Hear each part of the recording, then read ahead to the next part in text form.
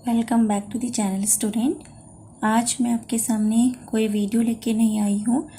आज जो हम लोग डिस्कस करने वाले हैं वो है हमारा planning for UTET and CTET. UTET और सीटेट के लिए जो हमारी प्लानिंग होनी चाहिए, जो हमारे पास टाइमिंग है, उसमें क्या हम प्लान करें जिससे हमारा टीईटी आसानी से क्रैक हो जाए। अभी फ़िलहाल हमारे पास यूटेट का एग्ज़ाम है, आने वाले टाइम में सीटेट का भी एग्ज़ाम होगा, तो उसके लिए हमारी प्लानिंग क्या होनी चाहिए वो आप लोगों के साथ आज डिस्कस करने वाली हूँ। जो मेरी प्लानिंग थी, मैंने बिना कोचिंग के किस टाइप से आप यहाँ पे प्रिपरेशन किया था कि मेरा सीटेट का एग्ज़ाम फर्स्ट अटैम्प्ट में ही क्लियर हो गया था और यूटेट का भी फर्स्ट अटैम्प्ट में ही क्लियर हो गया था। तो वो प्लानिंग मैं आप लोगों के साथ शेयर करना चाहती हूँ, और अगर आप लोगों को पसंद आती है प्लानिंग तो आप लोग उसे फॉलो कीजिए और फिर उसी हिसाब से पढ़ाई करते हुए अपने एग्ज़ाम को क्रैक कीजिए। तो देखिए, हमारे पास प्लानिंग क्या होती है। सबसे पहले अगर बात करें साइकोलॉजी की, जिसे हम बोलते हैं सीडीपी। देखो, सीडीपी जो पार्ट होता है, आपको पता है वो आपका यूटेट 1 और 2 दोनों में ही 30 मार्क्स का आता है, और ये 30 मार्क्स आपके क्या होते हैं, गेन करना बहुत आसान होते हैं। ठीक है, तो ये 30 मार्क्स आपको कैसे गेन करने हैं, तो उसके लिए क्या है कि सीडीपी जब आप पढ़ने बैठते हैं तो सीडीपी को पढ़ने के लिए देखिए क्या होता है कि आप प्रीवियस ईयर के जितने भी क्वेश्चंस हैं सीडीपी पर बेस्ड, उन्हें बार बार प्रैक्टिस कीजिए। कहीं से भी आपको वो क्वेश्चन मिले, प्रीवियस ईयर के क्वेश्चंस या फिर प्रैक्टिस क्वेश्चंस को बार बार सॉल्व कीजिए। उससे क्या होता है कि आपका जो सब्जेक्ट है, जो आपका क्वेश्चन है, क्वेश्चन को अटैम्प्ट करने का जो तरीका होता है वो आपका और भी अच्छा हो जाता है। उससे क्या होता है कि हम क्या करते हैं, जो ऑप्शंस होते हैं उन्हें एलिमिनेट करना सीख जाते हैं। ऑप्शन अगर एलिमिनेट हो जाए तो हम एक बेस्ट ऑप्शन पे जाके अपना आंसर टिक कर सकते हैं। जैसे कि आप लोगों ने देखा ही होगा कि जो सीटेट होता है, आप लोगों ने देखा होगा जो सीटेट का एग्ज़ाम होता है उसमें प्रीवियस ईयर के क्वेश्चंस ही इस तरह बहुत ज़्यादा पूछे जाते हैं। ठीक है, लेकिन उनके जो ऑप्शंस होते हैं उन्हें क्या करता है, वो चेंज कर देता है। जब हम बार बार क्वेश्चन को सॉल्व करते हैं तो हमें उस क्वेश्चन के लिए समझ बन जाती है कि हमें क्वेश्चन कैसे सॉल्व करना है, और समझ बनने पर हम क्वेश्चन में जो आंसर होता है उन्हें एलिमिनेट करके अपने बेस्ट आंसर तक जाके अपने आंसर दे लेते हैं। ठीक है, तो हमारे पास चाइल्ड साइकोलॉजी को पढ़ने की जो प्लानिंग होनी चाहिए वो यही होनी चाहिए कि आप क्या करें, आप ज़्यादा से ज़्यादा प्रीवियस ईयर और प्रैक्टिस क्वेश्चंस पर फोकस करें, और जो आपके पास बुक है उस बुक को बार बार आप रीड करें। जितनी बार आप ज़्यादा रीड करेंगे उतनी बार आपकी समझ, अंडरस्टैंडिंग बढ़ती जाएगी सीडीपी को लेकर। सीडीपी में मैंने जो फाइंड आउट, जो मेरा मार्क्स आया था वो 29 मार्क्स आया था आउट ऑफ 30। ठीक है, तो ये हमारा बहुत सिंपल गेन था, सिंपली गेन हो सकता है ये मार्क्स। और ये मैं सीडीपी के लिए स्पेशली कुछ नहीं पढ़ती थी, जो हमारे पास बुक थी उस बुक को बार बार पढ़ती थी। और दूसरा, कोई भी काम करते वक्त, कुछ भी हम काम कर रहे हैं तो यूट्यूब पे हम क्या करते थे कि जो प्रीवियस ईयर क्वेश्चंस हैं, प्रैक्टिस क्वेश्चंस हैं, उन्हें चलाकर छोड़ देते थे और उन्हें सुनते रहते थे। उससे क्या होता था कि कुछ ना कुछ हमें समझ में आता रहता था और हमारे जो मार्क्स होते थे वो हमेशा इंक्रीज होते थे। स्टार्टिंग में अगर जब स्टार्ट किया था तो प्रैक्टिस देते टाइम पे इतने ज़्यादा मार्क्स नहीं आते थे, 15, 16 यही मार्क्स आते थे, लेकिन प्रैक्टिस होते होते ये मार्क्स हमारे 29 आउट ऑफ 30 तक पहुंच गए। ठीक है, तो यानी कि सीडीपी की प्लानिंग तो यही होनी चाहिए कि प्रीवियस ईयर और प्रैक्टिस क्वेश्चंस को बार बार प्रैक्टिस करना। ठीक, दूसरा आता है, इसी में हमारा आता है हिंदी। देखो, हिंदी में अगर आप आते हो तो हिंदी में क्या होता है कि इसमें आप लोगों के पास होता क्या है, पैसेज आता है और एक पोयम आती है, उस पर बेस्ड 10 क्वेश्चंस तो यही हो गए। ठीक है, एक पोयम और एक पैसेज पर बेस्ड 10 क्वेश्चन हो गए। तो पोयम और पैसेज से जो 10 क्वेश्चन है वो क्वेश्चन आप लोग ले सकते हैं, लेकिन बच्चों के मार्क्स यहीं पर कट जाते हैं। वो होता है हमारी गलती की वजह से।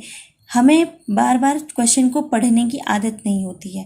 हम जितना पढ़ते हैं, जैसे हमने जो पैराग्राफ पढ़ा, जो हमारा पैसेज आया था उसे हमने पढ़ा, तो हम उसे समझ के नहीं पढ़ रहे हैं, और जैसे ही हम क्वेश्चन पे आते हैं वहीं पर हम क्वेश्चंस को गलत करना स्टार्ट कर देते हैं। ठीक है, तो बार बार पढ़ने के लिए फिर वही बोलूँगी, प्रैक्टिस। हिंदी के लिए भी पैसेज की और पोयम की, जो कविता की प्रैक्टिस होती है वो बहुत करनी चाहिए। ठीक है, रही बात इसकी चाइल्ड साइकोलॉजी की, जब आप चाइल्ड साइकोलॉजी पढ़ेंगे तो हिंदी और इंग्लिश की चाइल्ड साइकोलॉजी आप एक साथ ही पढ़िए, क्योंकि जो क्वेश्चंस हिंदी में होते हैं वही क्वेश्चंस इंग्लिश में भी होते हैं, लेकिन बस हमें क्या लगता है कि दोनों डिफरेंट साइकोलॉजी है, ऐसा होता नहीं है।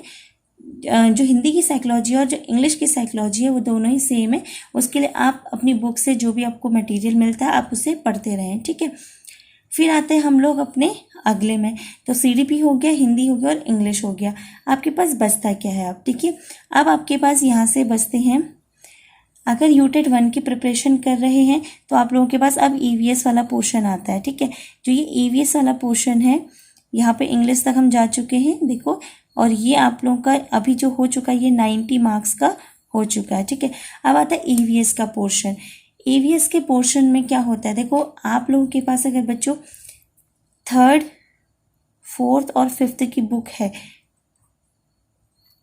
ठीक है, तो इनकी जो EVS की बुक्स होती हैं साइंस की और आपकी जो इनकी सोशल स्टडीज़ की बुक होती है, अगर वो बुक है तो उन्हें आप अच्छे से पढ़ लीजिए। एक बार ऊपर ऊपर ही पढ़ लीजिए उन बुक्स को, जितना आप उन्हें पढ़ोगे आपको फिर कुछ पढ़ने की ज़रूरत नहीं पड़ेगी, ठीक है। और यूटेट में तो स्पेशली NCERT से ही क्वेश्चन बनता है, इसलिए NCERT को ही आप लोग पढ़ें, ठीक है। या अगर आपके पास कोई हेल्पिंग बुक है जो आपने यूटेट के लिए स्पेशली ली है तो उसे पढ़ें, क्योंकि उस पर NCERT का ही निचोड़ होगा, ठीक है।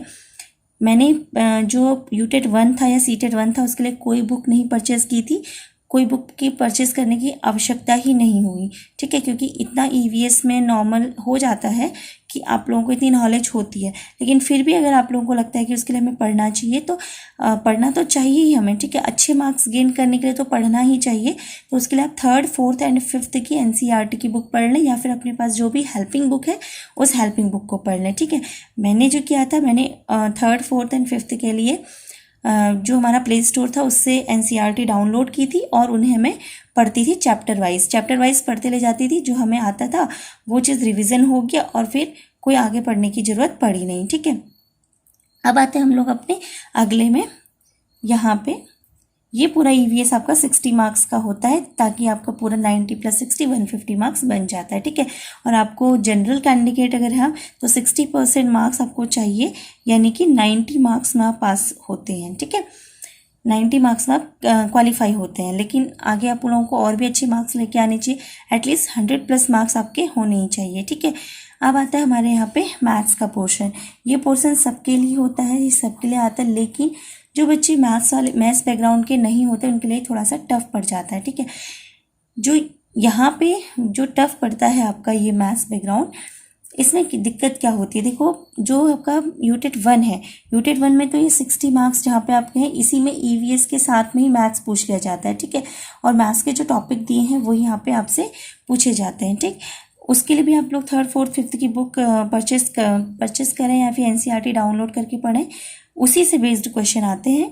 लेकिन मैथ्स के लिए मैं आप लोगों को पढ़ाऊँगी भी यहाँ पे, और ऑलरेडी हमारे यूट्यूब चैनल पे चल रही हैं वो क्लासेस। उनमें जो क्वेश्चन आपके जहाँ पे यूटेट 1 में, यूटेट 2 में पूछा जाता है, वो क्वेश्चन मैं वहीं पे बताती हूँ कि किस एग्ज़ाम के लिए इम्पोर्टेंट है, ठीक है। अब मैं अगर स्पेशली यूटेट 2 की या सीटेट 2 की बात करूँ तो मैथ्स और साइंस यहाँ पे आती है, ठीक है।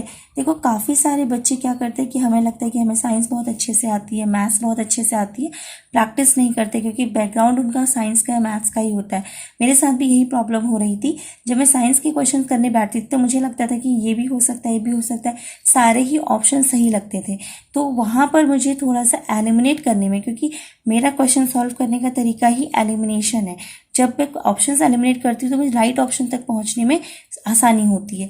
तो जब मैं ये कर रही थी तो मुझे ऐसा लगा कि मुझे सारे ऑप्शन ठीक लगते थे, तो इसलिए मुझे साइंस को जो मुझे लगा कि हाँ मैं यहाँ से मार्क्स गेन कर सकती हूँ, क्या मेरा बैकग्राउंड है यहाँ का, मैं यहाँ से मार्क्स गेन कर सकती हूँ, इसलिए मैंने साइंस पे ज़्यादा ध्यान दिया। और मैंने 1 मंथ जो है रेगुलर साइंस के नोट्स बनाए, हैंड रिटन नोट्स बनाए, और उन नोट्स की हेल्प से जो प्रीवियस ईयर में पूछे गए क्वेश्चंस थे, जिन चैप्टर से क्वेश्चन ज़्यादा पूछा जा रहा था, जैसे फूड पे पूछा जाता है, आपके रिसोर्सेज पे पूछा जाता है, आपके कंपाउंड्स पे पूछा जाता है, इनऑर्गेनिक और ऑर्गेनिक केमिस्ट्री से पूछा जाता है, तो उस पर मैंने बहुत अच्छे से प्रैक्टिस करना स्टार्ट कर दिया।